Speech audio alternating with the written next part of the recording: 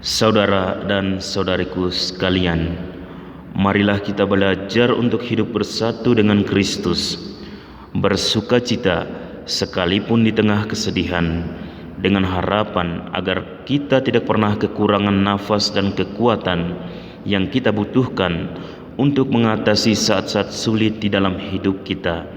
Hanya dengan membuka hati kita dan membiarkan Kristus masuk ke dalamnya dan membimbing kita, kita akan dapat memahami dan menghayati semangat sabda bahagia ini. Tuhan memberkati kita semua. Amin.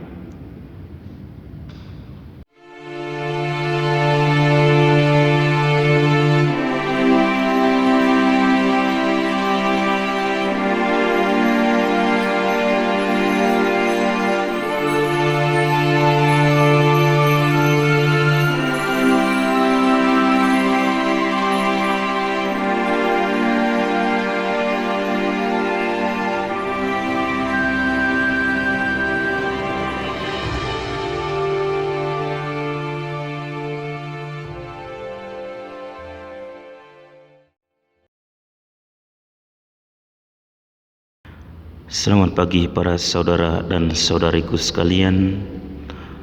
Marilah kita mengawali permenungan kita pada pagi hari ini, Senin 12 Juni 2023. Kita awali dengan doa. Dalam nama Bapa dan Putra dan Roh Kudus. Amin. Ya Tuhan, kehadiran-Mu dalam hidup kami adalah penting, dan setiap hari kami membutuhkan lebih banyak dari-Mu. Kami mohon kepada-Mu untuk tidak pernah meninggalkan kami, untuk menutupi kami dengan mantel kekuatan dan cinta-Mu. Dan jika karena alasan apapun kami memiliki ketakutan atau keraguan, bisikan di telinga kami untuk mengingatkan kami bahwa rencana-Mu selalu lebih baik daripada rencana kami, sehingga kami tidak memiliki alasan untuk ragu, karena Engkau tahu apa yang terbaik untuk hidup kami, dan Engkau selalu mengisi hari-hari kami dengan keberkahan-Mu. Amin.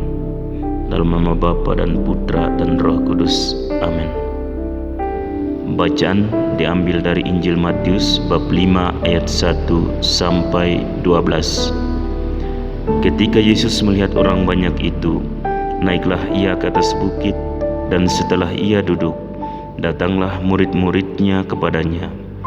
Maka Yesus pun mulai berbicara dan mengajar mereka, katanya, "Berbahagialah orang yang miskin di hadapan Allah, karena merekalah yang empunya kerajaan surga. Berbahagialah orang yang berduka cita, karena mereka akan dihibur. Berbahagialah orang yang lemah lembut, karena mereka akan memiliki bumi. Berbahagialah orang yang lapar dan haus akan kebenaran, karena mereka akan dipuaskan. Berbahagialah orang yang murah hatinya, karena mereka akan beroleh kemurahan. Berbahagialah orang yang suci hatinya, karena mereka akan melihat Allah. Berbahagialah orang yang membawa damai, karena mereka akan disebut anak-anak Allah. Berbahagialah orang yang dianiaya oleh sebab kebenaran, karena merekalah yang empunya kerajaan surga. Berbahagialah kamu jika karena aku kamu dicela dan dianiaya, dan kepadamu difitnahkan segala yang jahat. Bersukacita dan bergembiralah, karena upahmu besar di surga, sebab demikian juga telah dianiaya nabi-nabi yang sebelum kamu." Demikianlah Injil Tuhan. Terpujilah Kristus. Saudara dan saudariku sekalian yang terkasih, bacaan pertama hari ini dari surat Rasul Paulus yang kedua kepada jemaat di Korintus. Kita mendengar bahwa saat menulis surat ini, Paulus menampilkan dirinya sebagai Rasul Kristus, gelar yang dia anggap sebagai kemuliaan terbesarnya, gelar yang coba dirampas oleh musuh-musuhnya darinya. Surat yang ditujukan kepada gereja Allah di Korintus dimulai dengan alamat yang indah ini. Kepada mereka yang dikuduskan dalam Kristus, yang dipanggil untuk menjadi orang-orang kudus, bersama semua orang yang mengikuti Kristus, mengucap syukur kepada Allah Tuhan kita Yesus Kristus, karena dari Dialah datang anugerah dan kekuatan kita yang kita terima setiap hari, sehingga kita dapat menguatkan saudara-saudara kita dalam perjuangan. Semua ini adalah anugerah yang diterima melalui penderitaan Kristus. Jika kita mempersatukan pengorbanan kita dengan pengorbanan Kristus, roh kita meluap dengan sukacita. Paulus tidak takut. Jika harus berjuang, kita akan menerima dorongan dari Kristus. Kita juga didorong dalam perjuangan. Rasul Paulus mengenal jemaat Korintus dengan baik. Oleh karena itu, ia mempertahankan harapan bahwa sekalipun mereka harus menderita, mereka akan melakukannya dengan keberanian yang besar, dipersatukan dengan Kristus. Pelajaran juga bagi kita. Marilah kita belajar untuk hidup bersatu dengan Kristus, bersukacita sekalipun di tengah kesedihan, dengan harapan agar kita tidak pernah kekurangan nafas dan kekuatan yang kita butuhkan untuk mengatasi saat-saat sulit dalam hidup kita. Dalam khotbah di bukit, Yesus menyingkapkan roh dari Injil Kerajaan Allah. Sabda bahagia dalam skala nilai zaman kita dapat dianggap sebagai paradoks, tetapi seperti yang ditegaskan oleh Paus Benediktus ke-16 dalam bukunya tentang Yesus, sabda bahagia mengungkapkan situasi orang beriman di dunia. Hanya dengan menjalani hidup yang otentik, kehidupan Kristiani, artinya dengan membiarkan diri kita didiami oleh Kristus, kita dapat memahami kehidupan Kristus itu sendiri. Paus Benediktus ke-16 melanjutkan bahwa ucapan bahagia adalah potret dari Kristus sendiri atau biografinya sendiri. Kita tahu betul bahwa hasrat terdalam yang hidup di hati manusia adalah hasrat akan kebahagiaan. Kita semua ingin bahagia dan membuang semua yang membuat kita pada ketidakbahagiaan. Yesus bagaimana bisa sebaliknya menghadapi masalah ini dan memberikan pendapatnya kepada kita. Saya tidak akan mengomentari satu persatu 8 ucapan sabda bahagia ini, atau 8 jalan yang menurut Yesus menuntun kita menuju kebahagiaan. Ya, dapat ditegaskan bahwa sabda bahagia bukanlah kode moral atau 8 sikap moral yang tidak terkait dengan pribadi Yesus.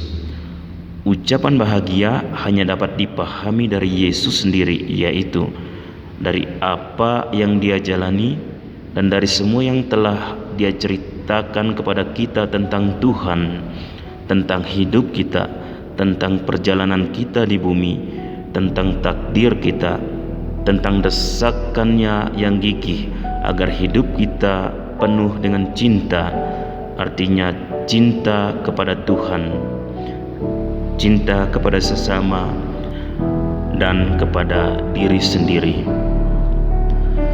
Dapat dikatakan bahwa ucapan bahagia muncul dari kasih yang terus-menerus diberitakan oleh Yesus dan terkait dengannya. Yesus menjadi miskin untuk memperkaya kita semua. Karena kuat, Dia menjadi lemah lembut dan rendah hati. Dia menghibur mereka yang menangis. Dia berbelas kasih kepada semua orang, terutama orang berdosa, karena mewartakan kerajaan Allah dan membela keadilan. Dia dianiaya. Dia adalah pembawa damai yang sejati. Hanya dengan membuka hati kita sehingga Kristus masuk ke dalamnya dan membimbing kita, kita akan dapat memahami dan menghayati semangat sabda bahagia ini, kita akan bahagia, bahkan jika itu adalah tanda kontradiksi dengan dunia. Hanya dengan mengikuti Kristus dan dalam terang salibnya, kita dapat memahami keagungan dan kedalaman khotbah sabda bahagia ini. Amin. Tuhan Yesus memberkati kita semua. Marilah berdoa. Bapa yang kudus, Yesus telah bersabda kepada kami, tuaian memang banyak tetapi pekerja sedikit. Karena itu mintalah kepada Tuhan yang empunya tuaian, supaya Ia mengirimkan pekerja-pekerja untuk tuaian itu. Oleh karena itu, kami berdoa kepadamu dengan keyakinan sesuai dengan harapan hatinya.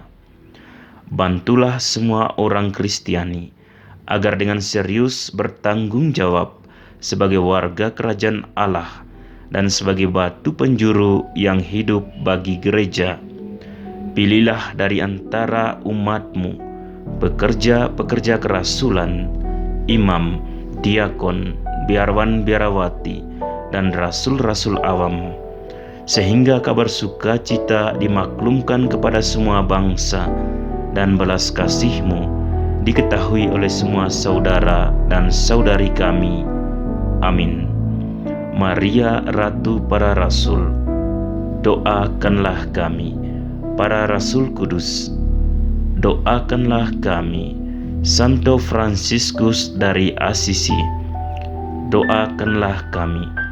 Padre Eusebio Menard y Señor Hector Duran, jadilah perantara bagi kami.